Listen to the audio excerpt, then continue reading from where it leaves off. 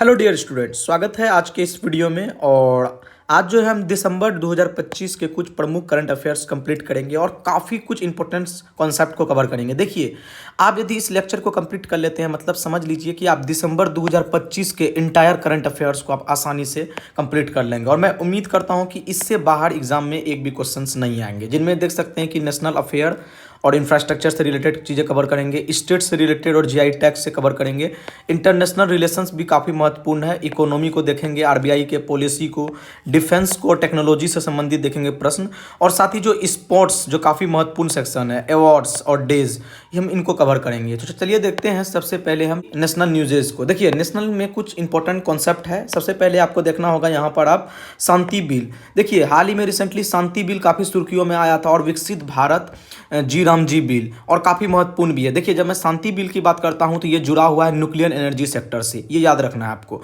जो हाल ही में bill propose भी हुई थी, ठीक है, लोकसभा और राज्यसभा में। देखिए, विकसित भारत ग्राम जी एक्ट, यानी विकसित भारत जी राम जी एक्ट, जो रिसेंटली प्रेसिडेंट द्रौपदी मुर्मू ने स्वीकृति दे दी है। देखिए, इसको बताया जा रहा था कि असल में इस मनरेगा का नाम बदल के विकसित भारत जी राम जी कर दिया गया, लेकिन सवाल है कि बताया जा रहा था कि विकसित मनरेगा का जो नाम बदलेंगे तो जो नया नाम होगा वो पूज्य बापू ग्रामीण रोजगार योजना होगा। बट हुआ क्या, विकसित भारत जी राम जी। देखिए, नेक्स्ट है, अगली न्यूज है कि हाल ही में प्रधानमंत्री वाणी योजना का जो शुभारंभ हुआ है। प्रधानमंत्री वाणी योजना के तहत 9 लाख हॉट स्पॉट खोजे गए हैं, यानी प्लेसेस जहां पर पब्लिक वाईफाई एक्सपेंशन, यानी पब्लिक वाईफाई का विस्तार करेगा, पब्लिक वाईफाई की सुविधा देगा। 9 लाख हॉट स्पॉट। देखिए, हाल ही में सुजलाम भारत ऐप, जो एक ऐप लॉन्च किया गया, असल में क्या इसका उद्देश्य है, किस प्रोस्पेक्टिव से, रूरल ड्रिंकिंग वाटर के लिए, ग्रामीण क्षेत्रों में पानी, पीने योग्य पानी के लिए सुजलाम भारत ऐप लॉन्च किया गया। देखिए, न्यू अटल टिंकर लैब, 50,000 से ज़्यादा न्यू अटल टिंकर लैब की स्थापना होंगे गवर्नमेंट स्कूल्स में, यानी स्कूल के अक्रॉस, मतलब 50,000 से ज़्यादा स्कूलों में अटल टिंकरिंग लैब की स्थापना किए जाएंगे। देखिए, अगली खबर आ रही है सुबांशी हाइड्रो इलेक्ट्रिक से। देखिए, हाल ही में सुबांशी हाइड्रो इलेक्ट्रिक एक नया यूनिट इनॉग्रेटेड किया गया, उद्घाटन किया गया, जहां पर 250 मेगावाट जो है बिजलियां प्रोड्यूस्ड होंगे हाइड्रो इलेक्ट्रिसिटी के जरिए। तो सुबांशी हाइड्रो इलेक्ट्रिक काफ़ी न्यूज में रहा। देखिए, ध्रुव 64 से भी एक न्यूज है कि इंडिया ने अपना पहला स्वदेशी चिप मैन्युफैक्चर कर लिया है, जिसका नाम है 64 बिट मैक्रो प्रोसेसर, जिसका नाम है ध्रुव 64। काफ़ी इंपॉर्टेंट है, इंडिया का स्वदेशी चिप है। देखिए, हाल ही में वाराणसी से एक क्वेश्चन आ रहा है कि वाराणसी में देश का पहला स्वदेशी hydrogen fuel cell passenger vessel. देखिए, एक हमने बताया था हाइड्रोजन पावर्ड ट्रेन जो कि लॉन्चिंग हुआ है आपका हरियाणा में, लेकिन ये है आपके hydrogen fuel cell passenger vessel.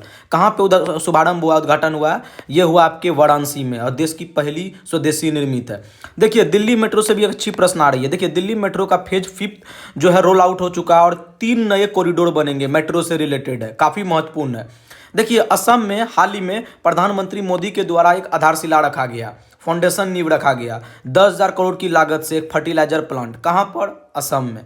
चलिए नेक्स्ट क्वेश्चन देखते हैं, काफ़ी महत्वपूर्ण प्रश्न हम कवर कर रहे हैं। देखिए, अगली खबर आ रही है स्टेट से, स्टेट मैपिंग और जीआई टैग, यानी स्टेट और जीआई टैग को देखेंगे। देखिए, जब मैं इंडिया की बात करता हूं तो सबसे पहले हम देखते हैं यहाँ पर स्टेप बाय स्टेप, ये है आपके अरुणाचल प्रदेश। जब मैं अरुणाचल प्रदेश की बात करता हूं तो अरुणाचल प्रदेश से क्या कुछ प्रमुख खबरें हैं। देखिए, अरुणाचल प्रदेश में हाल ही में डाओ मेटल क्राफ्ट को जीआई टैग मिला है। डाओ एक प्रकार का मेटल क्राफ्ट है जिसको जीआई टैग मिला है, और इसी अरुणाचल में माउंट कांगटो है। क्या है, माउंट कांगटो, इसकी चढ़ाई इंडियन आर्मी ने किया है। देखिए, अब अरुणाचल है तो इसके जस्ट बगल में आपके इस रीजन में असम है। असम से क्या प्रमुख न्यूज आ रही है कि असम का नुमालीगढ़ रिफाइनरी प्लांट को नवरत्न स्टेटस मिला है। देखिए, जब बात नवरत्न स्टेटस की हो तो काफ़ी महत्वपूर्ण हो जाते हैं, यानी कि ऐसी कंपनियां जिसको कि मतलब वित्तीय स्तर से कुछ छूट मिलती है, कुछ स्वतंत्रता मिलती है सरकार के द्वारा, जिसे हम लोग नवरत्न स्टेटस कहते हैं। तो नुमालीगढ़ रिफाइनरी को मिला, और कई सारे इंडिकेटर भी होते हैं कंपनी की, रेवेन्यू, प्रॉफिट, मार्केट कैप, इन प्रकार से। तो नवरत्न स्टेटस मिला है नुमालीगढ़ रिफाइनरी को। नेक्स्ट है कि असम के ही गुवाहाटी में पहला नेचर थीम एयरपोर्ट भी मिला है असम को।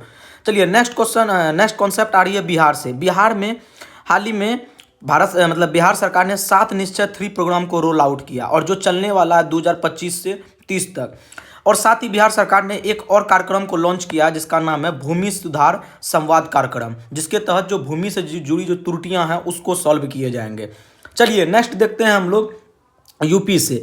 यूपी में पहला फॉरेस्ट यूनिवर्सिटी इस्टेब्लिश होने वाला है, जो कि हो भी चुका है। यानी यूपी में पहला फॉरेस्ट यूनिवर्सिटी कहाँ पर? यूपी में। और यूपी में कहाँ पर? बाबा की धरती गोरखपुर। देखिए अब खबरें एक आ रही है मध्य प्रदेश से। देखिए जब मैं बात मध्य प्रदेश की करूँ ना, तो मध्य प्रदेश में हाल ही में दुर्गावती टाइगर रिजर्व को थर्ड होम ऑफ चीता घोषित कर दिया गया है, मतलब चीता का तीसरा हैबिटेट। नेक्स्ट बात कर रहे हैं हम लोग गुजरात से। जब गुजरात की बात करें ना, तो हाल ही में गुजरात में क्या हुआ ना कि पहली बार एक आदिवासी ट्राइबल का जीनोम सीक्वेंसिंग हुआ, यानी ट्राइबल का जीन लिया गया और लैब में उनका लार्ज स्केल पर जीनोम सीक्वेंसिंग किया गया, और गुजरात पहला स्टेट बन गया जिन्होंने ट्राइबल जीन सीक्वेंसिंग किया है। देखिए गुजरात में एक खबर और भी है कि 30 साल बाद एक टाइगर आया है, मतलब एक वाइल्ड लाइफ सेंचुरी है गुजरात का ही, वहाँ पर 30 साल बाद कोई टाइगर आया है। टाइगर आया है कहाँ पर? गुजरात में। देखिए अब बात करते हैं इंडिया के इस वाले रीजन आंध्र प्रदेश की। आंध्र प्रदेश में हाल ही में पोंड्रू खादी को क्या मिला है? काफ़ी महत्वपूर्ण है पोंड्रू खादी। तो पोंड्रू खादी को हाल ही में जीआई टैग मिला है। और पहला ऑटोनोमस शिपयार्ड भी नेल्लोर में, यानी इसी रीजन में आपके नेल्लोर हैं, और आंध्र प्रदेश के नेल्लोर में पहला जो है ऑटोनोमस शिपयार्ड्स भी देखने को मिला है। अब आंध्र प्रदेश के बगल में तमिलनाडु है। जब मैं बात तमिलनाडु की करूँ तो काफ़ी महत्वपूर्ण है, क्योंकि तमिलनाडु को इस बार 5 ट्रेडिशनल प्रोडक्ट, मतलब जो पुराने कुछ प्रोडक्ट हैं, ऐसे 5 प्रोडक्ट को जीआई टैग मिला है। और ये संख्या हो गई है जीआई टैग की बात करें, कुछ 74 जीआई टैग हो गए। तो ये थे आपके स्टेट के कुछ जीआई टैग से रिलेटेड और कुछ प्रमुख घटनाएं। चलिए नेक्स्ट देखते हैं अगले करंट अफेयर्स की ओर। तो कुछ कॉरपोरेट सेक्टर, कंपनी जगत से, प्राइवेट कंपनियां जो हाल ही में कुछ बड़े एमओयू साइन किया है, और साथ ही जो कुछ टेक्नोलॉजी से रिलेटेड इनिशिएटिव चलाया है, हम उसको देखेंगे।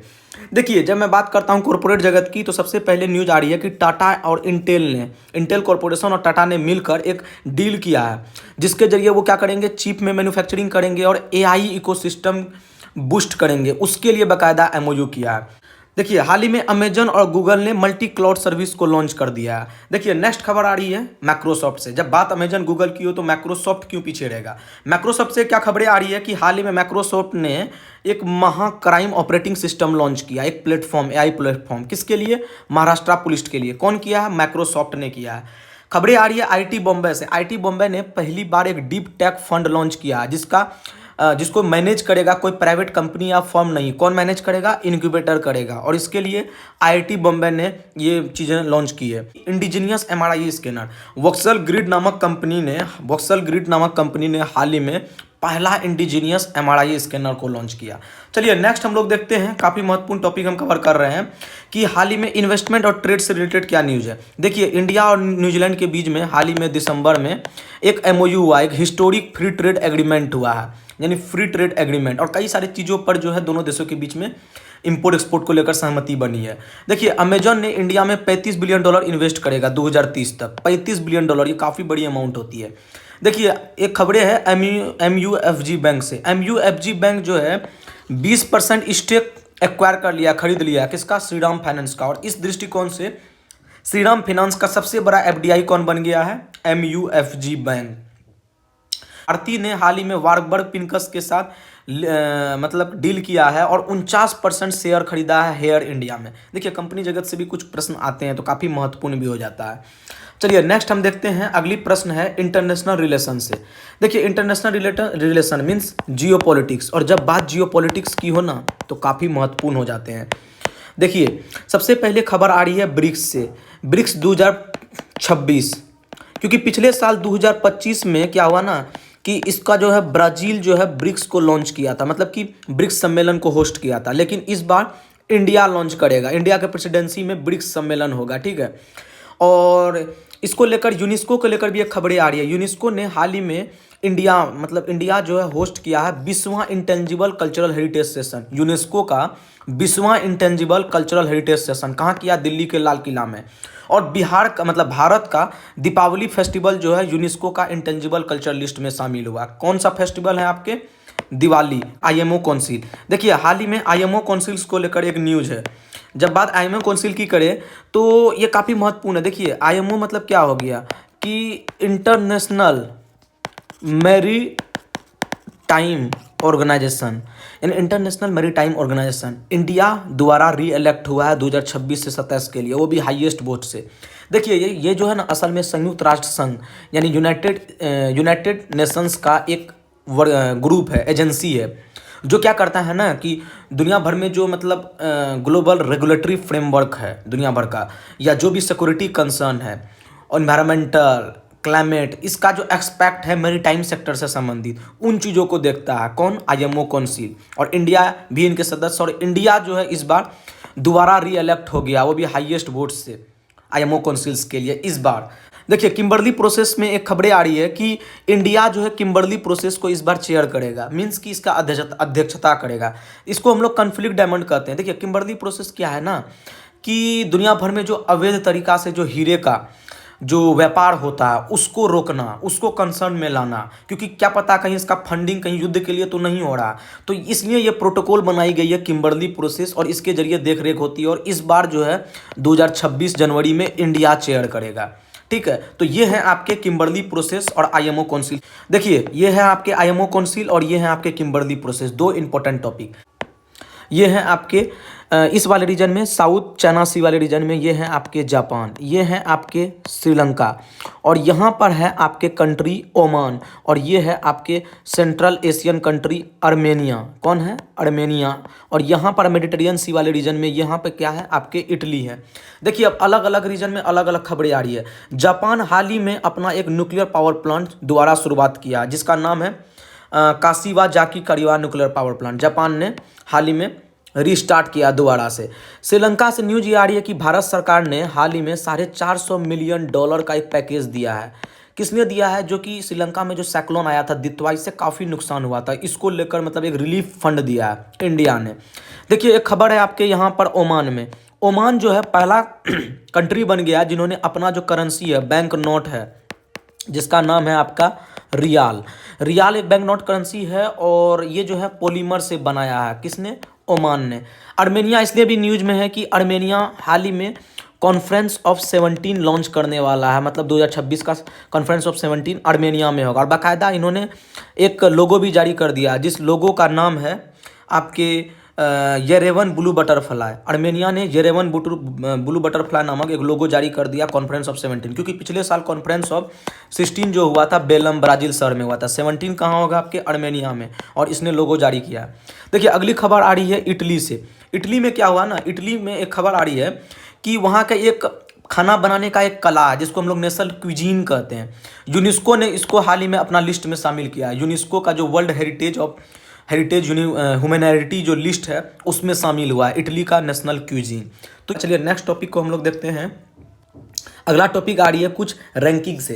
देखो जब हम ग्लोबल इंडेक्सेस की बात करते हैं तो काफ़ी सारे रैंकिंग जारी होती है और काफ़ी महत्वपूर्ण भी हो जाता है। देखिए जैसे बात है एशिया पावर इंडेक्स की ना, तो एशिया पावर इंडेक्स में हाल ही में भारत का जो रैंक रहा वो 3rd रैंक रहा। और जब भारत की बात हो तो काफ़ी महत्वपूर्ण हो जाते हैं, क्योंकि एशिया पावर इंडेक्स में ना पहला रैंक पे आपके यूएसए है, और दूसरा में आपके चाइना है, 3rd में आपके कंट्री इंडिया है, 4th में आपके जापान है, और 5th में आपके रसिया है एशिया पावर इंडेक्स में, और इंडिया 3rd में।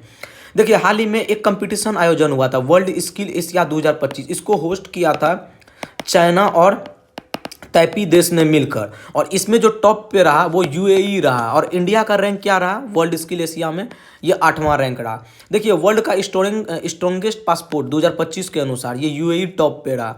वर्ल्ड का सबसे लार्जेस्ट मेगा सिटी कौन रहा? आपके जकार्ता रहे हैं, काफ़ी महत्वपूर्ण भी है। देखिए हाल ही में हुरून इंडिया का रिच लिस्ट जारी हुआ। कौन? Hurun India rich list. इसमें जयश्री उल्लाल जो रहे वो वेल्दिएस्ट रहे, टॉप पे रहे हुरून इंडिया रिच लिस्ट में। चलिए नेक्स्ट देखते हैं। अगला टॉपिक आ रहा है कि इस बार जो ऑक्सफोर्ड डिक्शनरी का वर्ड ऑफ द ईयर किसके घोषित किया गया? तो ये किया गया है रेजबैट को। रियाद मेट्रो हाल ही में वर्ल्ड का सबसे लॉन्गेस्ट ड्राइवरलेस नेटवर्क, मतलब कि बिना ड्राइवर का चलने वाला जो मेट्रो नेटवर्क है, और पूरे वर्ल्ड का सबसे लॉन्गेस्ट मेट्रो नेटवर्क रियाद कहाँ है? आपके सऊदी अरबिया में। सऊदी अरबिया उनकी मतलब राजधानी है रियाद। ऑस्ट्रेलिया पहला देश बन गया है जिन्होंने कि 16 साल के नीचे के बच्चों के ऊपर असल में क्या किया है, सोशल मीडिया पर प्रतिबंध लगा दिया। ऑस्ट्रेलिया पहला कंट्री बना जिन्होंने 16 साल से नीचे के बच्चे सोशल मीडिया नहीं चला पाएंगे, बैन लगा दिया। नेटफ्लिक्स हाल ही में वार्नर ब्रोज के साथ, मतलब वार्नर ब्रोज को एक्वायर किया। कितना पे किया है? $82.7 बिलियन। ये काफ़ी बड़ी रकम है। चलिए नेक्स्ट कंसेप्ट है। अगला क्वेश्चन आ रहा है आपका मैक्रो इकोनॉमी से। देखिए इकोनॉमी सेक्शन भी काफ़ी महत्वपूर्ण होते हैं। जो इस बार जो है असल में जीडीपी का डाटा जो आया है और अलग अलग कंपनियों ने जीडीपी का डाटा शेयर किया, जैसे क्रिसिल के द्वारा इस बार जो जीडीपी के यानी दिसंबर क्वार्टर के जो जीडीपी ग्रोथ रहेंगे यानी थर्ड क्वार्टर के 7% रहेंगे। एशियन डेवलपमेंट बैंक भी माने तो 7.2%। और फिंच ने कहा है कि भारत के जीडीपी ग्रोथ रेट रहेंगे 7.4%। देखिए कुछ मेजर रिफॉर्म्स भी हुए हैं इकोनॉमी के सेक्टर में, जिनमें से एक है बेस ईयर को शिफ्ट किया जाएगा। यानी पहले का जो बेस ईयर था वो 2011-12 होता था, लेकिन अब क्या है ना 2022-23 शिफ्ट किया जाएगा। देखिए बेस ईयर क्या है कि जैसे कि आप देखते हैं ना कि GDP, real GDP, nominal GDP. जब हम रियल जीडीपी निकालते हैं मतलब मार्केट प्राइस करंट प्राइस पे निकालते हैं, लेकिन जब हम नॉमिनल जीडीपी निकालते हैं तो बेस ईयर पे निकालते हैं।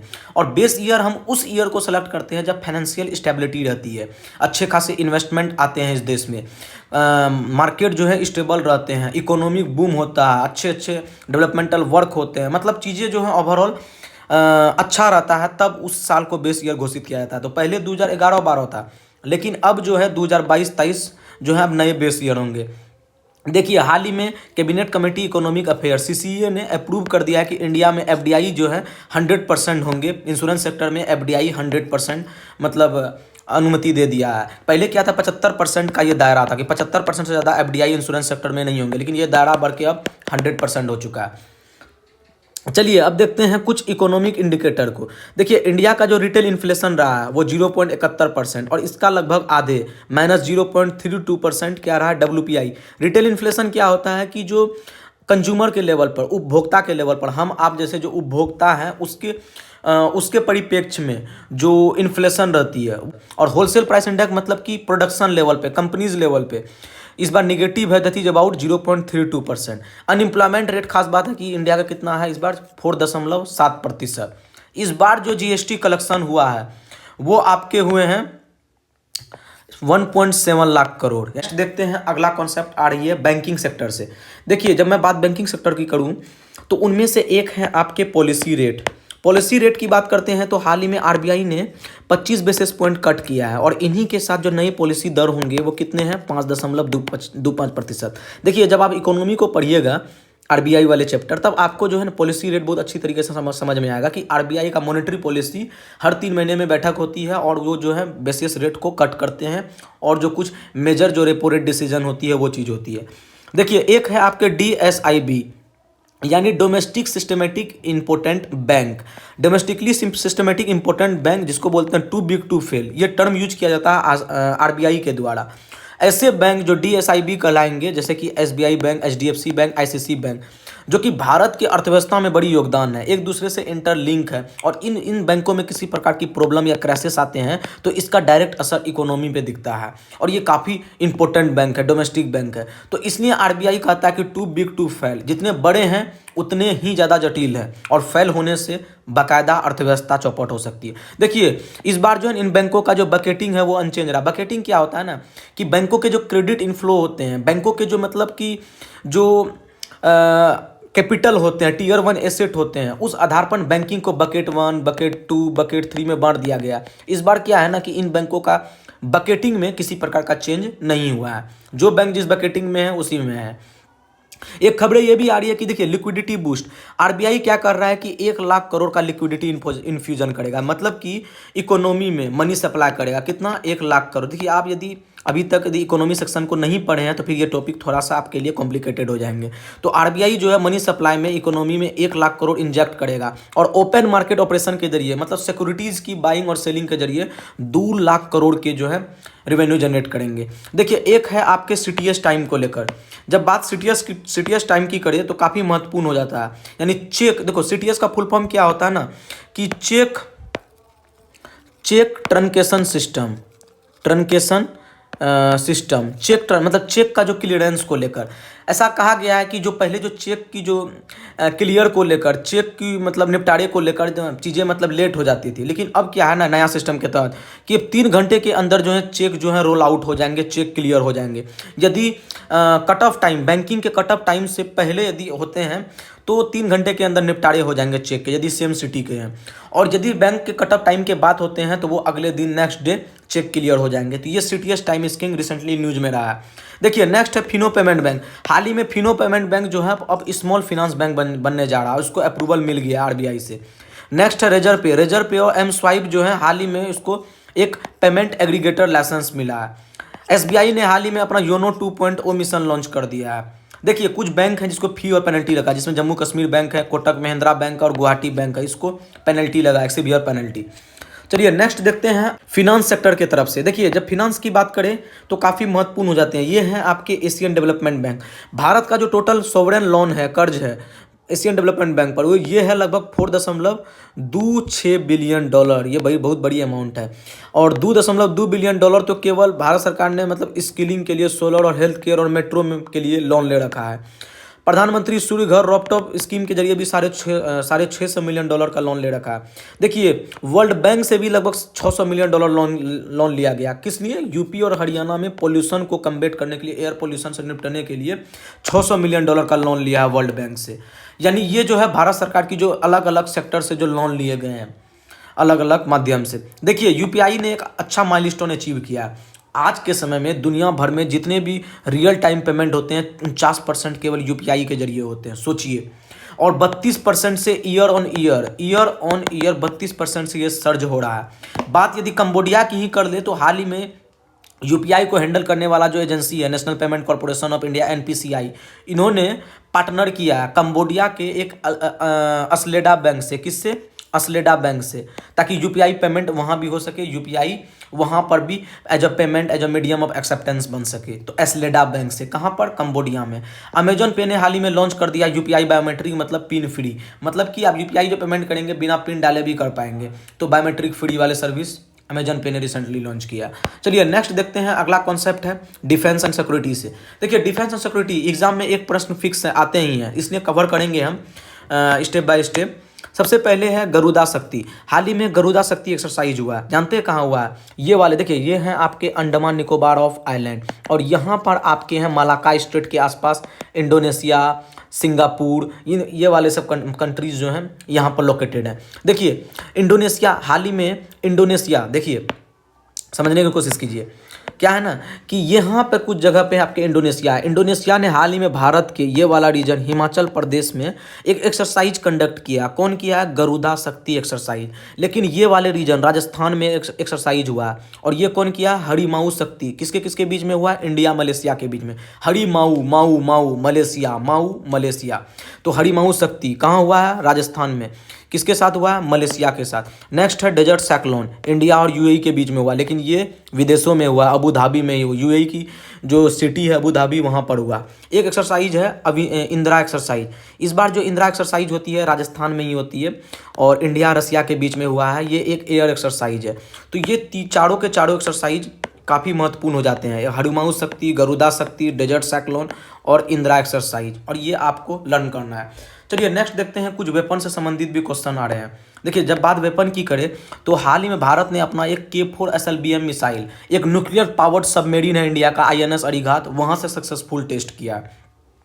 एक है MH-60R, ये एक हेलीकॉप्टर है, और ये कौन बनाता है? अमेरिका के मार्टिन, जो लॉकहीड मार्टिन कंपनियां हैं वो बनाती है।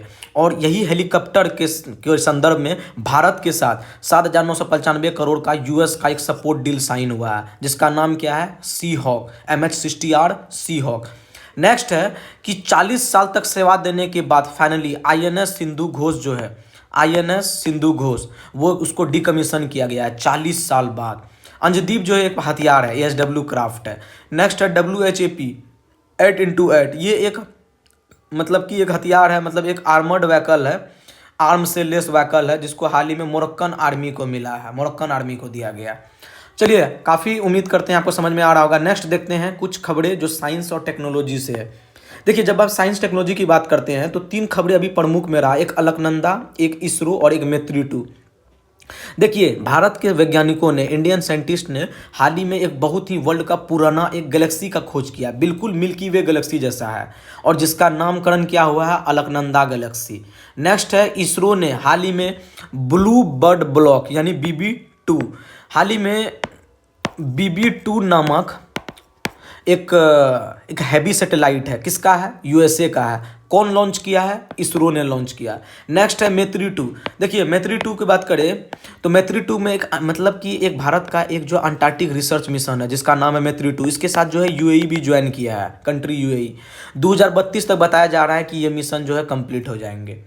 ठीक है, अब कुछ एआई से रिलेटेड और कंप्यूटिंग से रिलेटेड भी कुछ क्वेश्चंस आ रहे हैं, उसको देखते हैं। पहला है परमरुद। परमरुद क्या है? परमरुद एक सुपर कंप्यूटर है। कहाँ लॉन्च किया गया? आईआईटी पटना में, बिहार के आईआईटी पटना में भारत के एक सुपर कंप्यूटर जिसका नाम है परमरुद, उसे लॉन्च किया गया। देखिए आईआईटी दिल्ली ने हाल ही में एक एआई एजेंट तैयार किया जिसका नाम है एआई लेस। ये क्या करेगा? इंडिपेंडेंटली एक लैब एक्सपेरिमेंट करेगा। टैक्स प्रज्ञा भी एक प्रकार का एआई प्लेटफॉर्म है जो टैक्स से संबंधित चीज़ों को देखेगा। हाँ, एक महत्वपूर्ण प्रश्न जो कि एग्जाम के लिए काफ़ी महत्वपूर्ण है और इसे आप याद रखिएगा। क्वेश्चन क्या है ना कि रिसेंटली क्या है कि एक मैकल एंग्लो नामक डोम है जो कि एक एआई बेस्ड डिफेंस सिस्टम है। कहाँ का है? यूरोप का। यूरोप ने अपना एक एयर डिफेंस सिस्टम बनाया है जो कि एआई लेस है, मतलब आर्टिफिशियल इंटेलिजेंस से चलने वाली, और जिसका नामकरण किया हुआ है मैकल एंग्लो डोम। काफ़ी महत्वपूर्ण है। चलिए नेक्स्ट देखते हैं। अगला टॉपिक आ रहा है आपका अपॉइंटमेंट से। देखिए जब बाद में अपॉइंटमेंट की करूँ तो काफ़ी महत्वपूर्ण हो जाते हैं। देखिए हाल ही में वर्ल्ड बैंक के नए एमडी बने हैं। कौन बने हैं? दोनों ही बने हैं। देखिए वर्ल्ड बैंक की बात करते हैं तो डब्ल्यू और बी है, यानी दो है। डब्ल्यू यानी वर्ल्ड, बी मतलब बैंक, दो मतलब दोनों ही। तो इस तरीक़ा से याद रख सकते हैं कि दोनों ही, पास्कल दोनों ही वर्ल्ड बैंक के एमडी बने। देखिए हाल ही में इंटरनेशनल आइडिया 2026 के जो नए चेयरमैन चुने गए हैं वो चुने गए हैं कौन? ज्ञानेश कुमार। अगला है आपके उड़ीसा के फर्स्ट वुमेन चीफ सेक्रेटरी कौन बना है? अनु गर्ग। उड़ीसा के हाल ही में वुमेन चीफ सेक्रेटरी कौन बना है? अनु गर्ग बना है। आरबीआई के हाल ही में एग्जीक्यूटिव डायरेक्टर बना है उषा जानकी रमन।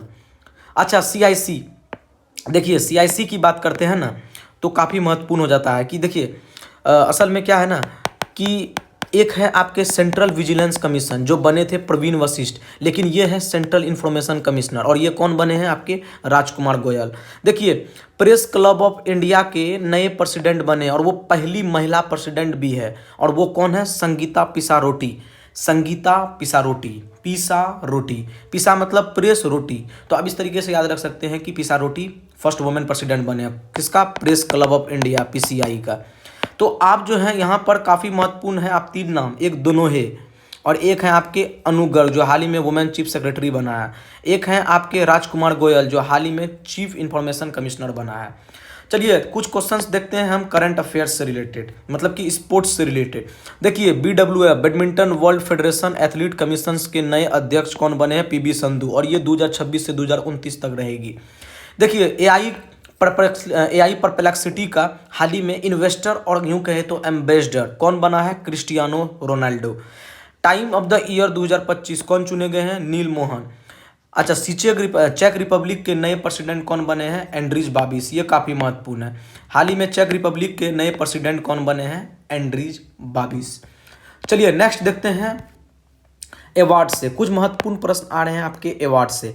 देखिए दो इम्पोर्टेंट प्रश्न हैं, हम इसको कवर करेंगे। सबसे पहले एक है आपके इथियोपिया से और एक है आपके ओमान से। इथियोपिया से क्या है ना कि प्रधानमंत्री नरेंद्र मोदी को इथियोपिया का सबसे हाईएस्ट अवार्ड मिला है जिसका नाम है ग्रेट ऑनर ऑफ निशान, और ओमान भी गए थे। देखिए ये दोनों कंट्री जो है मिडिल ईस्ट कंट्री है, खाड़ी देश है, और यहाँ जब नरेंद्र मोदी दिसंबर में विजिट किए थे तो वहाँ से दोनों देशों के हाईएस्ट सिविलियन अवार्ड मिला था, सर्वोच्च नागरिक सम्मान। तो इथियोपिया के ग्रेट ऑनर निशान मिला और ओमान के जो है first class of the order मिला। तो ये दोनों आपको वर्ड जो है याद रखना है, एक ग्रेट ऑनर ऑफ निशान और एक first class of the order, और ये काफ़ी महत्वपूर्ण भी हो जाते हैं। देखिए अब कुछ ग्लोबल देखते हैं। हाल ही में आजा विल्सन को time athlete of the year चुना गया, ये महत्वपूर्ण है। आपके UNEP champion of the earth इस बार किसको मिला? सुप्रिया साहू। देखिए सुप्रिया साहू का अपना एक क्लाइमेट के क्षेत्र में एक अपना अच्छा लीडरशिप निभाई, क्लाइमेट के क्षेत्र में तमिलनाडु से आती है, और सुप्रिया साहू ठीक है, उसको UNEP champion of the earth award मिला। ग्लोबल ह्यूमैनिटेरियन अवार्ड किसको मिला? मुकेश अंबानी के बेटे अनंत अंबानी को मिला। अच्छा PETA India person of the year किसे मिला है? रवीना टंडन को। प्रधानमंत्री राष्ट्र बाल पुरस्कार योजना, ये वैभव सूर्यवंशी 14 साल के एक बेहतरीन क्रिकेटर, सबसे यंगेस्ट क्रिकेटर जिसे प्रधानमंत्री बाल पुरस्कार सम्मान मिला है। देखिए, फ्रांस से खबरें आ रही है कि हाल ही में फ्रांस में लिटरेचर साहित्य के क्षेत्रों में एक हाईएस्ट अवार्ड मिलता है, चिवेलियर अवार्ड। ये किसको मिला है इस बार? रवि डीज को मिला है।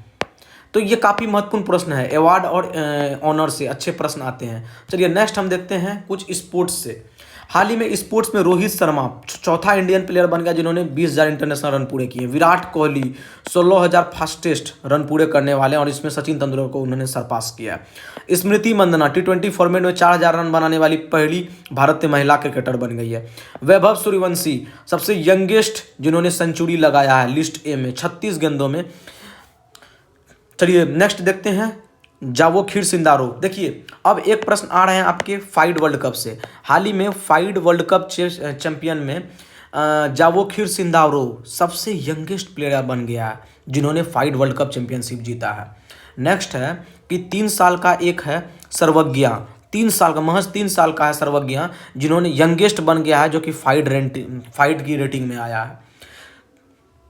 नेक्स्ट है कि वर्ल्ड रैपिड चैंपियनशिप जो कार्लसन और गोरिया चिंका ने जीता है। चलिए नेक्स्ट देखते हैं कि मेडन वर्ल्ड कप। हाल ही में मेडन वर्ल्ड चैंपियनशिप हुआ है, लांडो नोरिस जीता है। स्क्वैश वर्ल्ड कप ये महत्वपूर्ण है, इस बार जो है ना इंडिया ने स्क्वैश वर्ल्ड कप जीता है और किसको हराया है? हांगकांग को हराया है। हांगकांग को हरा के इंडिया जो है चेस वर्ल्ड कप मतलब स्क्वैश वर्ल्ड कप जीता है। अच्छा, खो खो वर्ल्ड कप का आयोजन इंडिया करेगा 2026 में, ये भी महत्वपूर्ण है। चलिए नेक्स्ट देखते हैं। अगला प्रश्न है आपके मतलब अगला सबसे इम्पोर्टेंट कुछ डेट से संबंधित प्रश्न है कि कुछ प्रमुख जो दिवस इस बार मनाए गए। सबसे पहला है आपके कि हाल ही में वर्ल्ड एड्स डे मनाया गया है 1 दिसंबर को। देखिए 1 दिसंबर को वर्ल्ड एड्स डे मनाया गया और इसका थीम क्या रखा गया? Transforming the aid response. 4 दिसंबर को इंडियन नेवी डे मनाया गया। ठीक है, देखिए 5 दिसंबर को वर्ल्ड सॉइल डे मनाया गया है। इसका थीम क्या रखा गया कि healthy soil healthy city. Anti corruption day मनाया गया, कब मनाया गया? 9 दिसंबर को। ह्यूमन राइट डे कब मनाया गया? 10 दिसंबर को। ह्यूमन राइट और आवर एवरीडे एसेंशियल। 14 दिसंबर को क्या मनाया गया? National energy conservation day. 22 दिसंबर को नेशनल मैथमेटिक्स डे। देखिए 24 दिसंबर को नेशनल कंज्यूमर डे। और ये प्रश्न जो है इस बार दरोगा प्रीलिम्स में आया भी था, जनवरी में जो 2026 में जो दरोगा के एग्जाम हुए थे। तो नेशनल कंज्यूमर डे 24 दिसंबर को। अच्छा, दिसंबर 2025 में गुड गवर्नेंस डे मनाया गया। तो आपको क्या क्या लर्न करना?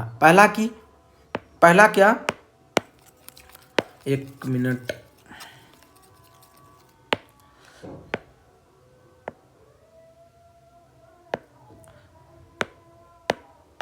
देखिए पहला आपको दिसंबर 1 जो वर्ल्ड एड्स डे मनाया गया, दिसंबर 5 को वर्ल्ड सॉइल डे मनाया गया, 10 दिसंबर को ह्यूमन राइट डे मनाया गया, 24 दिसंबर को नेशनल कंज्यूमर डे मनाया गया और 25 दिसंबर को गुड गवर्नेंस डे मनाया गया। और ये जो डे है काफ़ी इंपॉर्टेंट है और इनके थीम अप्रोक्सीमेटली आप एक बार जरूर देख के जाइएगा।